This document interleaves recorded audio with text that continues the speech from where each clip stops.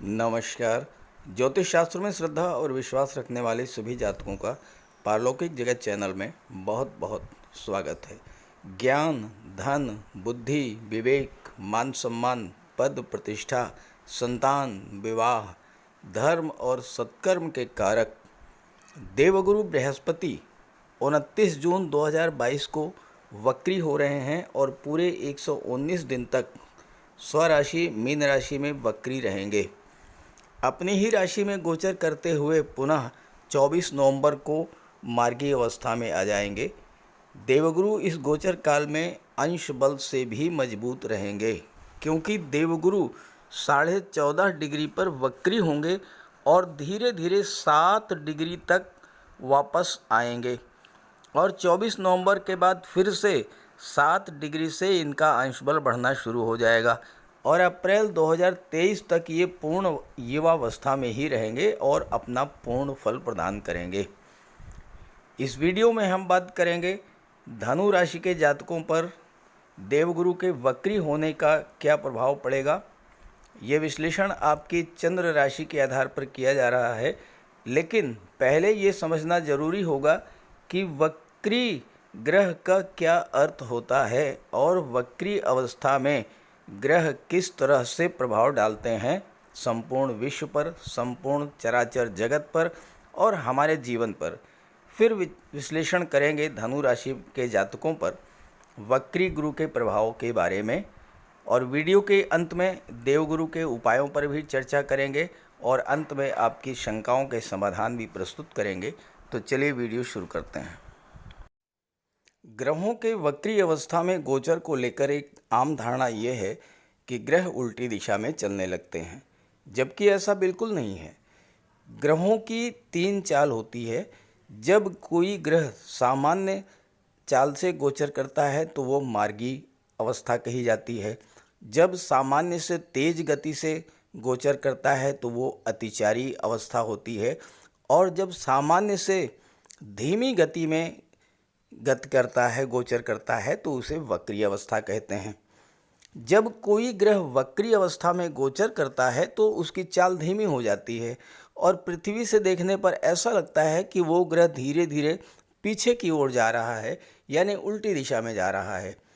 वक्री का अर्थ ये नहीं है कि ग्रह उल्टी दिशा में चलने लगता है। वक्री का अर्थ ये है कि ग्रह की चाल धीमी हो जाती है। अब बात करें देवगुरु की, तो देवगुरु धन, ज्ञान, संतान, शिक्षा, धर्म, सत्कर्म और विवाह के कारक हैं। वक्री अवस्था में शुभ ग्रह अत्यंत शुभ फल प्रदान करते हैं और इस समय तो देवगुरु बलवान स्थिति में हैं, तो देवगुरु के प्रभाव से आप में धार्मिक प्रवृत्ति बढ़ेगी। आपके ज्ञान, बुद्धि, विवेक में वृद्धि करेंगे। पूजा पाठ, तीर्थ यात्रा, दान पुण्य में आपकी रुचि बढ़ेगी और आप कुछ ऐसा कार्य कर जाएंगे जो सामान्य व्यक्ति कभी भी नहीं कर सकता।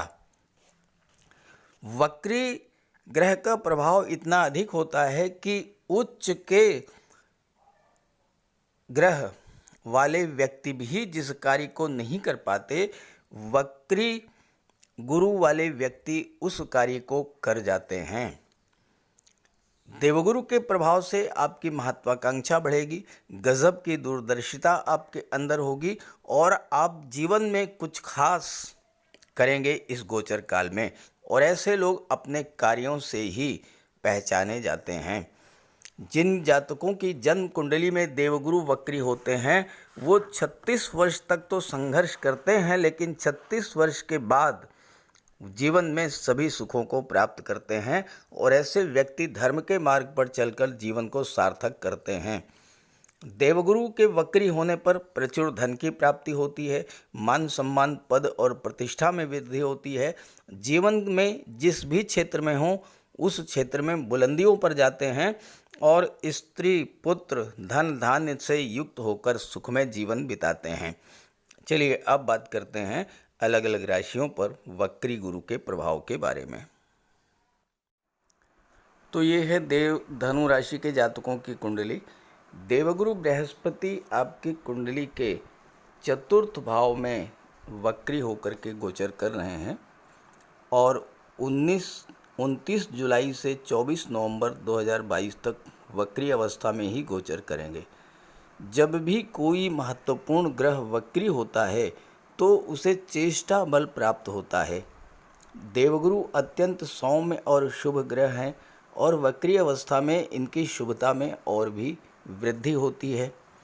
अब इस गोचर काल में न केवल देवगुरु वक्री हैं बल्कि शनिदेव भी वक्री अवस्था में ही गोचर कर रहे हैं।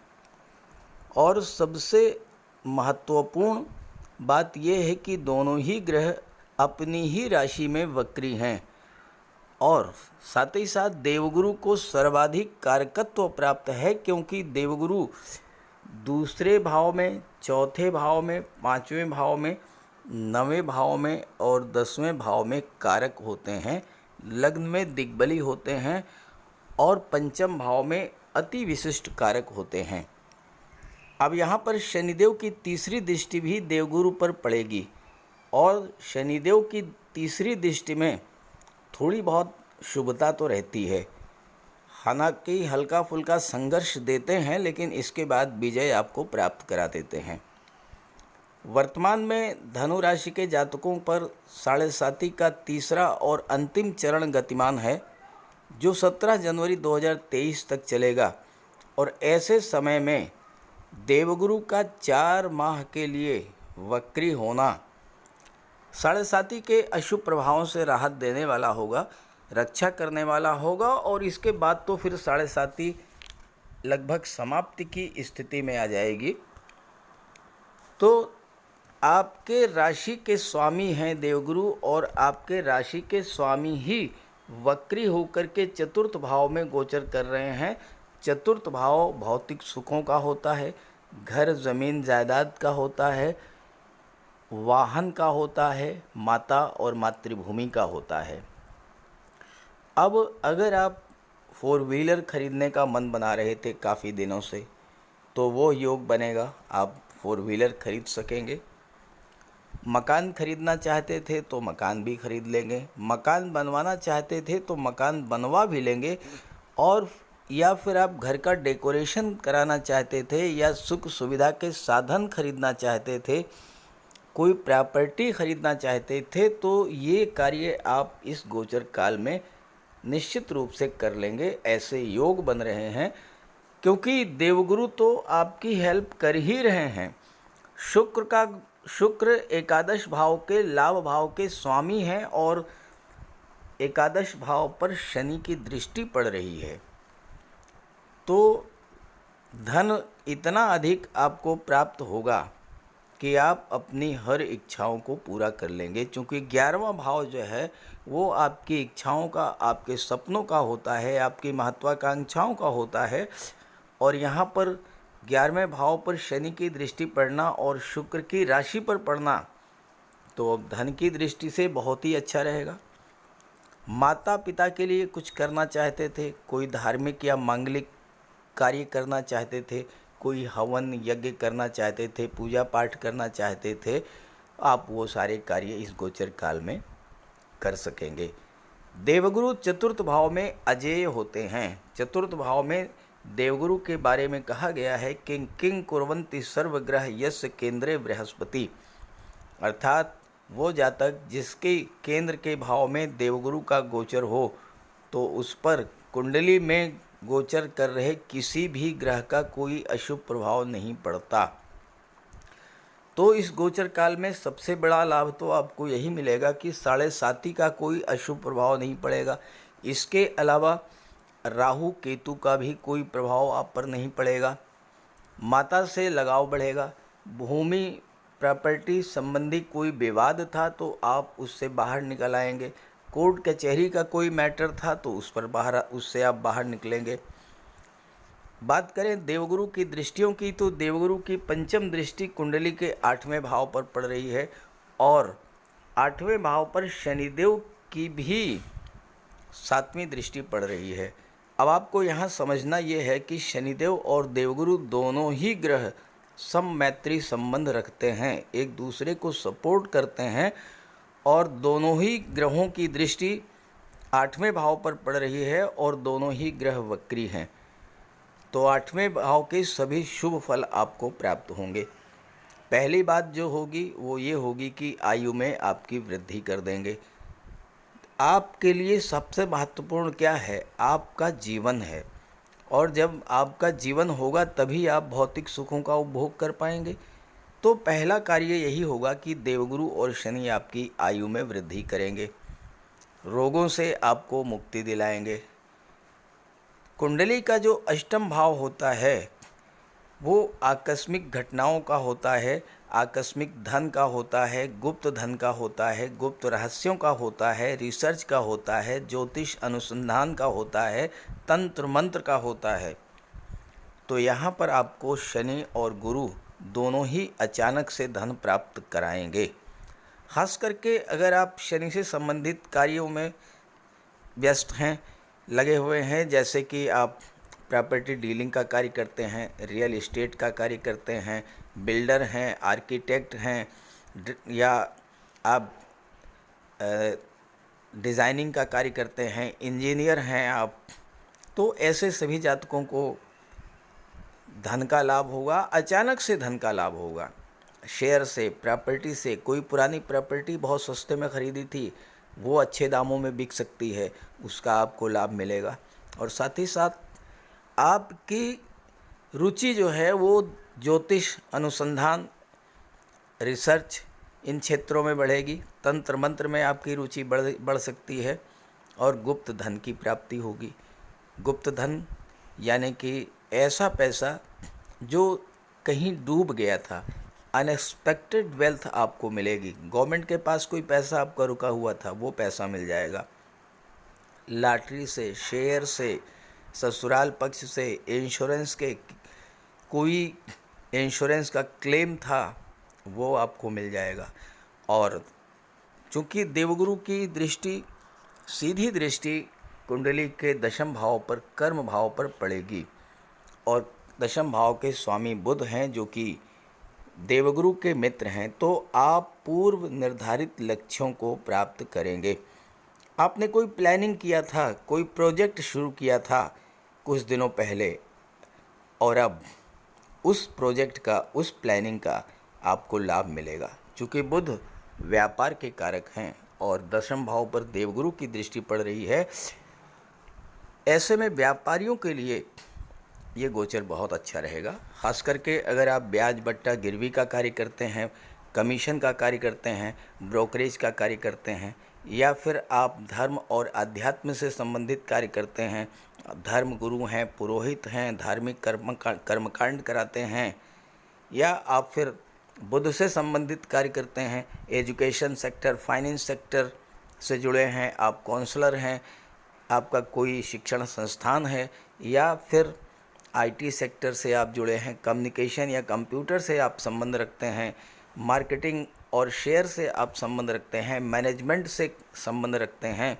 तो ऐसे सभी क्षेत्रों में आपके कार्य क्षेत्र में किसी तरह की कोई विघ्न बाधाएं अगर अभी तक आ रही थीं, वो सभी विघ्न बाधाएं दूर हो जाएंगी और आपको लाभ होगा।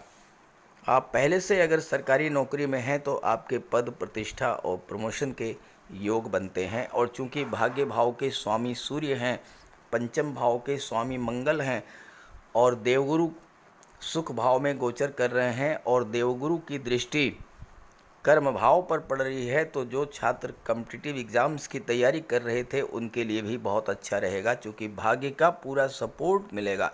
सूर्य भाग्य को चमका देंगे, और भाग्य के सहारे आप विदेश भी जा सकते हैं, क्योंकि 12वें भाव पर देवगुरु की दृष्टि पड़ रही है और 12वें भाव के स्वामी मंगल हैं। देखिए, एक बात हमेशा समझें आप, मैं बार बार यही बात कहता हूं कि अगर किसी ग्रह की दृष्टि ऐसे भाव पर पड़ती है जो उसके मित्र ग्रह की है, मित्र राशि की है, तो वहाँ पर बहुत अच्छा लाभ मिलता है।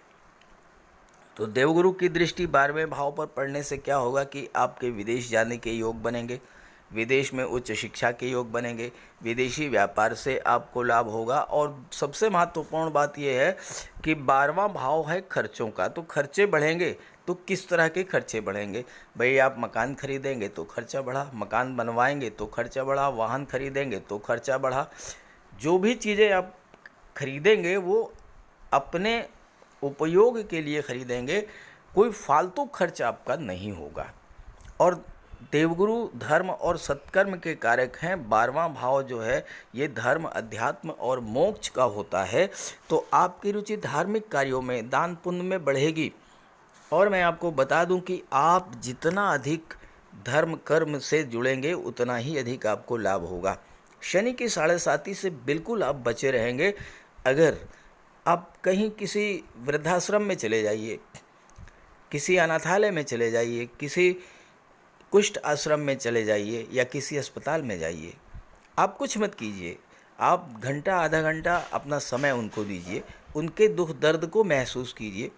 और अगर आप कर सकते हैं तो कुछ उनकी मदद कर दीजिए।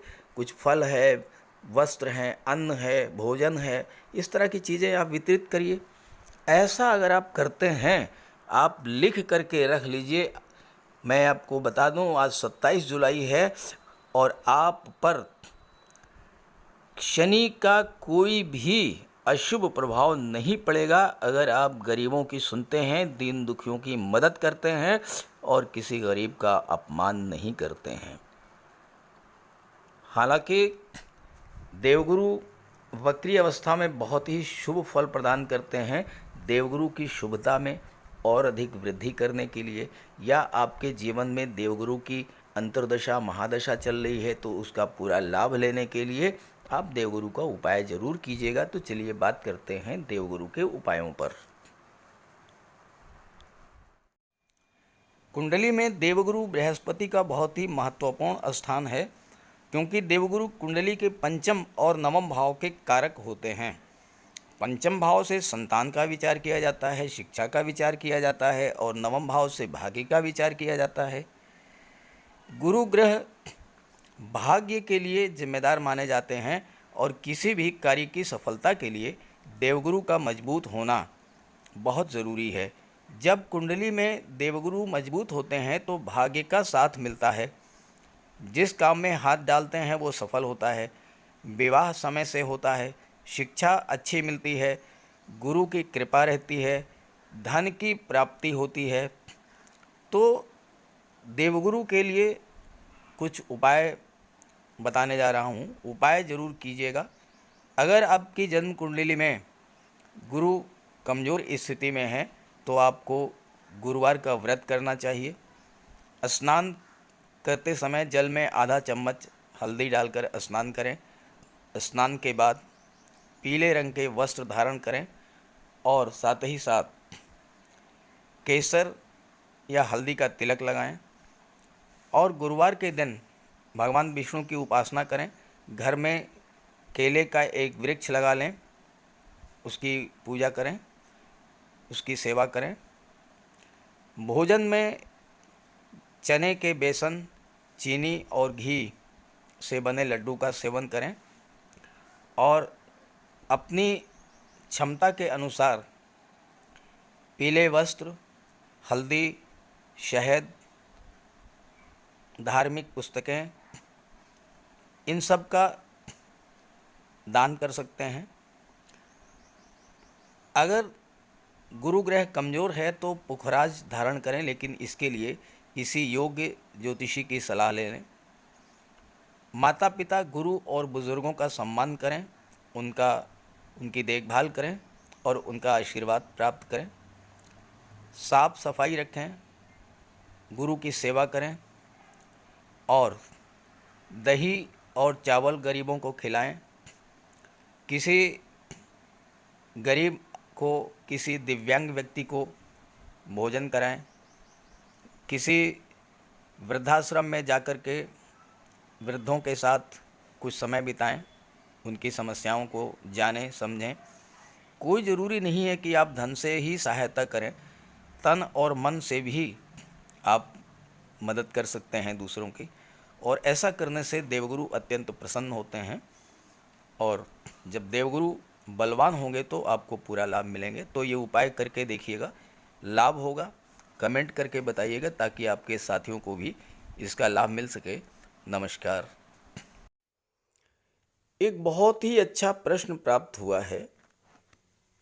मंगल का बोध दशा और अंतर्दशा चलने से क्या होगा। अगर आपके जीवन में मंगल की महादशा चल रही हो और मंगल की अंतर्दशा चल रही हो तो क्या होगा। बहुत अच्छा प्रश्न पूछा है। देखिए, मंगल की महादशा में अंतर्दशा जो मंगल की होती है वो 4 महीने 27 दिन की होती है। मंगल की महादशा में मंगल की अंतर्दशा 4 महीने 27 दिन की होती है। अब अगर मंगल का गोचर उच्च राशि में है या स्वराशि में है और मंगल पर शुभ ग्रहों की दृष्टि पड़ रही हो, मंगल का गोचर केंद्र के भाव में है या शुभ भाव में गोचर है, केंद्र में है या त्रिकोण के भाव में है, तो आपको शुभ फलों की प्राप्ति होगी। काम में मन लगेगा, कार्य करने की असीम ऊर्जा होगी आपके पास, अदम्य साहस के धनी होंगे आप, नेतृत्व क्षमता बढ़ेगी और प्रचुर मात्रा में धन की प्राप्ति होगी। और मंगल की अंतर्दशा के दौरान आप भूमि, भवन, वाहन का सुख भी प्राप्त कर सकते हैं, ज़मीन खरीद सकते हैं, मकान बनवा सकते हैं। लेकिन अगर मंगल अशुभ भाव में है या नीच की स्थिति में है या शत्रु राशि में है तो फिर अशुभ फल मिलेगा। क्रोध बढ़ा देंगे, बेवजह की शत्रुता बढ़ेगी, लड़ाई झगड़े बढ़ेंगे, चोट चपेट की आशंका रहेगी, दुर्घटनाओं का भय रहेगा। तो इसके लिए फिर आप मंगल का उपाय करते रहें, हनुमान जी की शरण में जाएं, उनकी उपासना करें, हनुमान चालीसा का पाठ करें। इन सब से आपको लाभ होगा।